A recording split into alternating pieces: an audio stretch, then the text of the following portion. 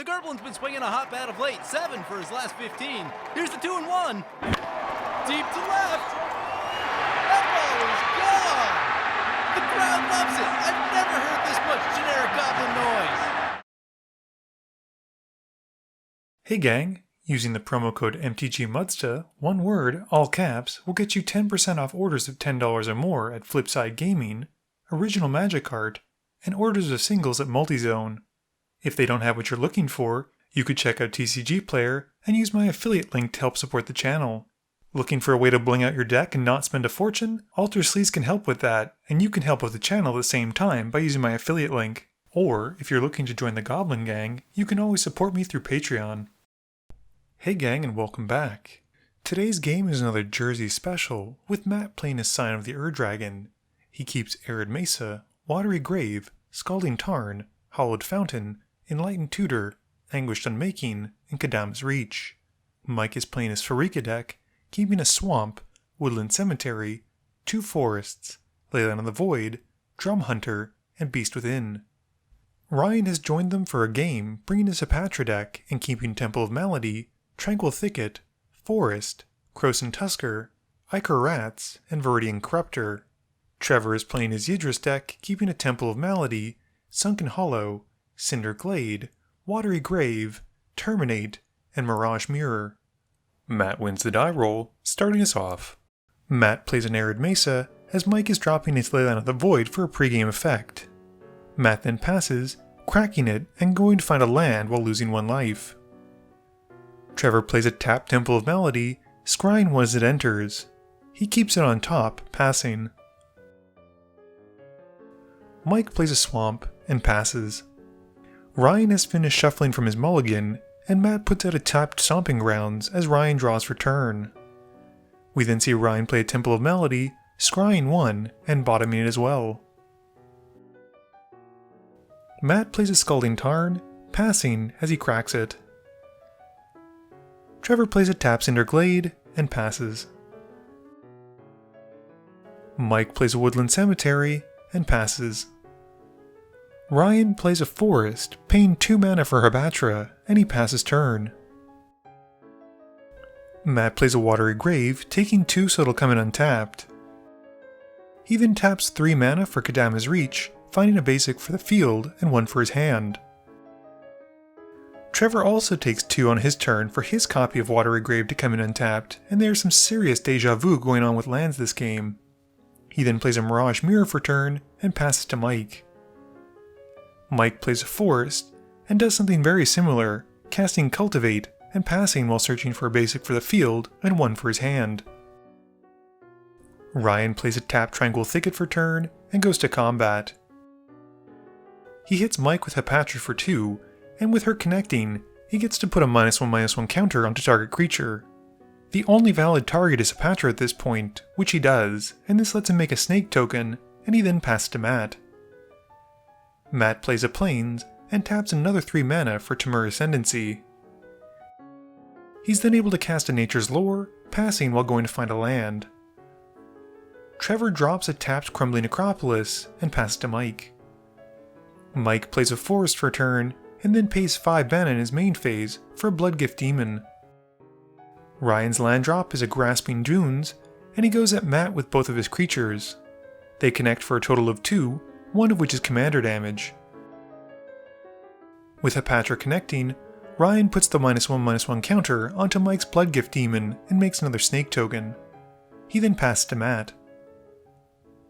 Matt plays a Hollowed Fountain untapped, taking another 2 from doing so. He then taps 5 mana for Scion of the Ur-Dragon and gets to draw from the Temur Ascendancy. The Scion has haste, and Matt takes full advantage of this, swinging the dragon at Ryan. With nothing else, he passes. Trevor untaps and draws, playing an Overgrown Tomb untapped and taking 2. He then casts his copy of Kadam's Reach, and I feel like this whole game has basically just been people casting the 3 same spells over and over again. He goes to find a basic for the field and 1 for his hand, passing to Mike. Mike loses 1 to the Bloodgift Demon trigger, drawing from it and then for turn. He plays a Swamp for turn and casts a Drum Hunter. Mike then goes to combat, and Ryan cycles his Krosan Tusker. He reveals a swamp, putting it to hand, and then draws after shuffling. Mike then declares he'll pass through phases, and he passes to Ryan. Ryan draws and plays a swamp for turn. He goes to combat, swinging Hapatra at Trevor and the snakes at Matt. With Hapatra connecting, he puts a -1/-1 counter onto the Drum Hunter and makes another snake token. He then passes to Matt. Matt's turn is quite quick, as he pays 5 mana for Rari's Wake, and then suspiciously passes turn with some mana open. Trevor untaps and has his Mirage Mirror become a copy of the Wake in his first main phase. He then taps the rest of his lands for enough mana to cast Mind's Dilation, and with the enchantment on the stack, Matt uses this as a chance to cast Anguished Unmaking to exile Mike's Leyline of the Void.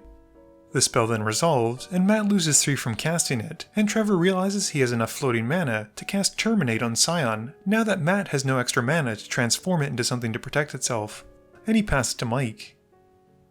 Mike loses 1 to the Bloodgift Demon, drawing from it, and then for turn. He taps 3 mana for Beast Within, targeting the Dilation. This triggers the Mind's Dilation, and Mike reveals off the top of his library Cathafed Soul Hoarder, which Trevor is able to cast. Mike then plays an Evolving Wilds or Terramorphic Expanse, they all do the same thing and look the same, and he uses Putrefy to destroy Cathafed. With the demon dying, Trevor draws a card and loses 1 life. Mike then cracks the land, and passes, and at the end of turn, Ryan likes all the removal being played, and casts his older copy version of Putrefy to take out the Bloodgift Demon. Ryan plays a Forest for turn, and then a Viridian Corruptor. Trevor is tapped out at this point, and this gives Ryan the chance to blow up the Mirage Mirror, which he does. Ryan then casts Blowfly Infestation, and Ryan goes to combat. He hits Matt for 4, one of which is commander damage. He uses Hapatra's On Damage trigger to put a -1/-1 counter onto the Dream Hunter, making Ryan a snake token, and also takes it out. With the Dream Hunter dying, with a -1/-1 counter on it, Ryan's Blowfly gives him a trigger. This time he has the counter go onto Trevor's Beast token, making him another snake from Hapatra seeing this, and he then passes turn. Matt taps enough mana to recast Scion in his main phase, drawing from the Tremor Ascendancy. Matt then activates Scion's ability, going into his library to find a dragon card to put into his graveyard and transform the Scion into it. Without the Leyline exiling stuff, we see a Balefire Dragon hitting the yard. Matt also decides to save some time by casting Entomb, and he also puts a copy of Lathliss into his graveyard as the spell resolves. Moving to combat, the Scion goes at Ryan, and since it's a Balefire Dragon, once it connects, deals the same amount of damage to all of Ryan's creatures. Ryan's board is wiped, and since commanders now die as they go to the command zone, Ryan is able to put a -1/-1 counter from the Blowfly Infestation seeing Hapatra die onto the Scion. With nothing else, Matt then passes. Trevor draws and plays Yidris in his main phase. He drops a tap Blood Crypt for turn, and then goes to combat. He hits Matt with his now 2/2 Beast token, and Matt just takes it, and he passes turn. Mike plays his copy of Temple of Malady, the 3rd one of this game, and scries 1. He bottoms it, and then taps enough mana for Hunting Wilds. This lets him go and find 2 forest cards, and he passes to Ryan. Ryan draws, and plays a tap Blooming Marsh. He sadly has drawn no way to deal with the Scion or the Wake, and instead has to cast Hapatra. With his commander on the field, Ryan then sacrifices the Grasping Dunes to put a -1/-1 counter onto the Scion, and he gets a snake token from Hapatra, and sadly has to pass. Matt untaps and is feeling good. He's got his doubler, he's got his commander, and he taps 3 lands for a Savage Ventmaw. He forgets to draw from the Ascendancy sadly, but he does swing the Ventmaw at Mike, gaining 3 red and 3 green mana in his mana pool before dealing 5. Matt then moves to his second main phase, and Trevor makes a good point, showing Matt that he hadn't drawn from the Ascendancy. The rest of the table is fine with it, and Matt draws the card. Matt has that 6 mana floating from his attack, and uses 2 to activate Scion. This has him go into his library and find Scourge of Valkis, put it to his yard, and has the Scion become a copy of it. Matt is then easily able to tap enough mana for a Kicked Rite of Replication, which targets his commander.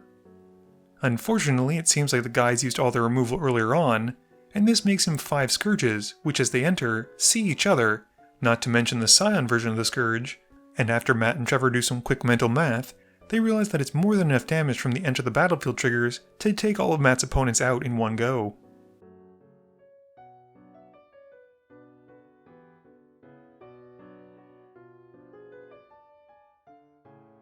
Game review time.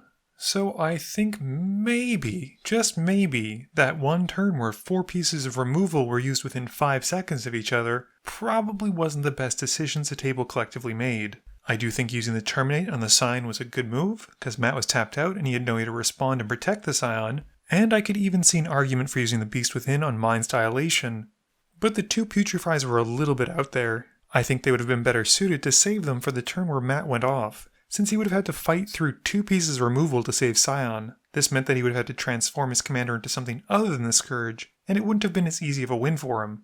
Please be sure to tune in every Monday and Thursday at 11 AM Eastern Standard Time for a guaranteed new video. You can also follow me on Twitter at MTGMudsta. You can find me on Facebook at facebook.com/MTGMudsta. And lastly, you can check me out when I stream at twitch.tv/MTGMudsta. This video is brought to you in support by my patrons. If you're looking for a way to help out the channel, please be sure to visit the link below. Thank you all for watching this video, and don't forget, friends are just opponents you haven't eliminated yet.